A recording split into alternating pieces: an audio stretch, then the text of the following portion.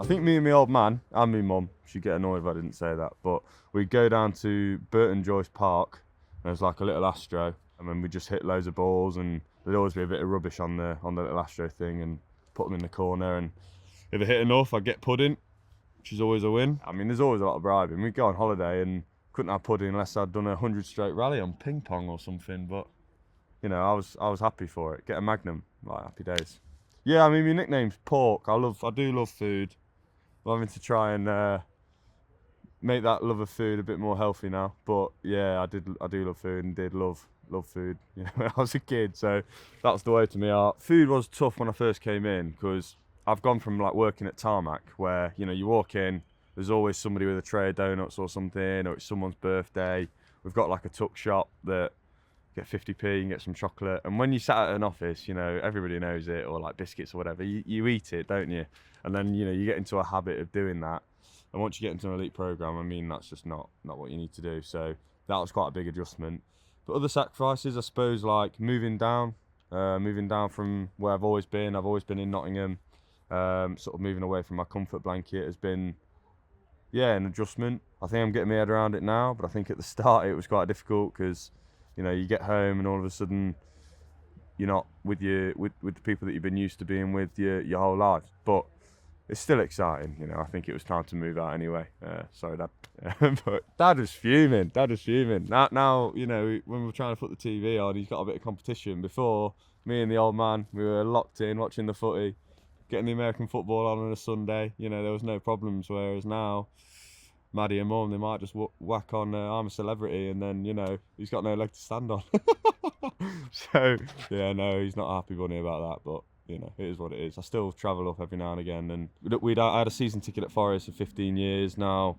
We got it again now, so I try and go back and watch Forest as much as I can. But yeah, sport's just always been in my life, whatever it is. Just love the competitive edge of everything. And to be fair, I just love sport in general. Like, you know, at home when I was a kid, like my girlfriend's family, they watch movies and stuff. We never did that. It was just what sport if we got on. You know, me and my dad would wake up and end up watching like biathlon or something, and whack on the snooker, bit of darts, and it's quite interesting now, having been in the programme, listening to like the football podcast that I do love listening to, because before you listen to sort of their day-to-day and stuff like that and you haven't got anything to relate to it, whereas now you listen to it and when they say like I don't know, stuff along the lines of training and how it can be tough with injuries and stuff like that, all of a sudden you can be like, that's not too dissimilar.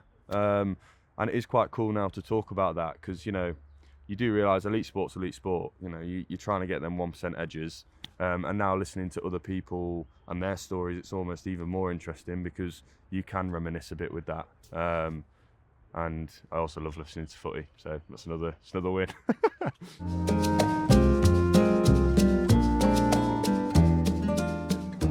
I've gone from working at Tarmac, which, you know, sometimes when you've had not a great night's sleep and you got to chug yourself out of bed at 6:30 to do something that, you know, you don't necessarily, it wasn't your passion from when you were a kid, right? Like, don't get me wrong, I did enjoy my job and I did quite enjoy selling a bit of asphalt. You know, when you go into an office sometimes on a Monday morning, there are a lot of people that are like, can't really be bothered. And I get it, you know, it's a Monday morning, it's probably cold, you've been up quite a while, but I loved coming in with energy, like seeing how everyone's doing, chatting away, trying to lift spirits and stuff like that. And I think that positivity's helped me here because, you know, in elite sport, there's a lot of pressure on. Selection, you know, you've got to try and stay level-headed. And in reality, the best way to do that for me is being positive and enjoying what you're doing. A guy called Chris Pink, he helped me so much through that. So I played with him in the Beeson Fours when I was a kid. So I've known him a long time, one of my best mates. And he got me the job at Tarmac, but he also knew my ambition and he was amazing at sort of balancing the sort of trial phase and the EDP beforehand to help me try and, you know, make my dream a reality. So I think it was always in the back of my mind.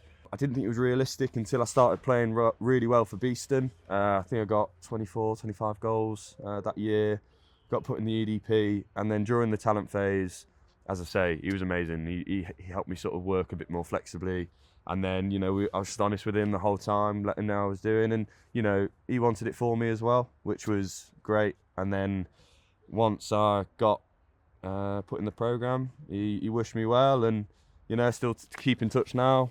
So yeah, it was quite a smooth transition in a weird sort of way, just because of how understanding and amazing they are. And it was a great business to work for. And now, like, having done that and coming here, and I get to wake up and play hockey every day, you know, there are days where you think, do I really want to, like, push myself to the edge today? But then you remember, hang on a second, I'm not sat in an office, you know, surrounded by people I don't know. I'm doing something I love with some of my best mates. Yeah, like, it is amazing, but there is also the side of it where, you know, there are sacrifices. Like, when on a weekend your mates are going to the pub to watch the football, you can't do that. You know, you've either got a fixture or you need to be recovering because, you know, you've got a big training week leading up to a competition.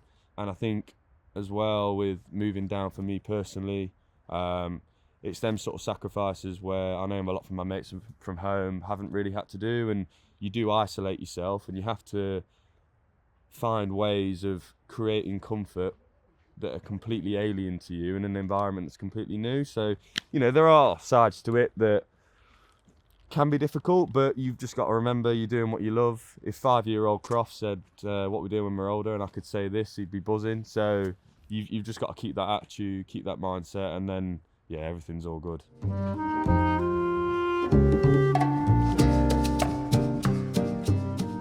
Pretty surreal, really. I mean, I could tell when I was growing up, like, I was very raw in how I played. And in my head and in my dad's head, I think we both thought, like, I wasn't the typical sort of player in terms of the way I played.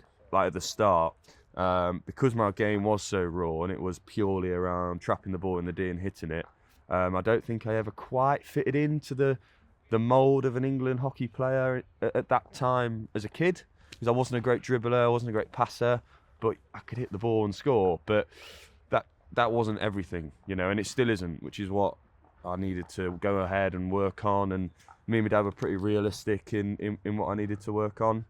But yeah, I think my route isn't, you know, what everyone does, but I think that route for me is what I needed. I think I needed to get dropped. I needed to go away and chat to people in the Beeson first team, chat to my old man, look at myself and realise, right, there are areas of my game that I need to improve on. So go ahead and do it, sort of thing. And I think that's what I was able to do. And yeah, I mean, it's worked wonders, and now I'm living the dream, sort of thing. So I think for me, I want to be known as one of the most ruthless sort of goal scorers to have played for England. I like to hit the ball hard and like to play hard. And I think when people talk about me, they say I was clinical, strong and powerful, and you know, ruthless in the way I went about my business. I think I'd be pretty happy if that's how I was spoken about when it's all said and done.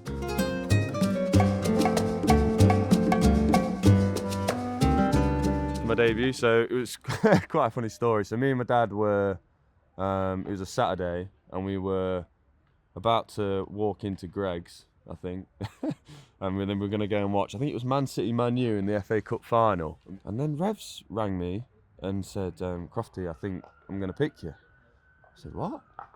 I said, no way. And then me and my dad I came off the phone, told my old man, and we ran straight out of Greg's. He said, well, lad, can't be eating that anymore, son. I said, yeah, that's a good point, that, lad. Ran down the street into Market Square, erupted, we were going nuts.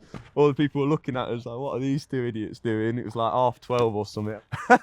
And then, went in. He was like, no, lad, you're on the water now. I said, yeah, thanks, lad, yeah, no worries. And yeah, it was pretty surreal. I mean, the fact that my dad was with me when it happened as well, yeah, it was pretty cool. I think I won't ever forget that, to be fair. Yeah, it was good.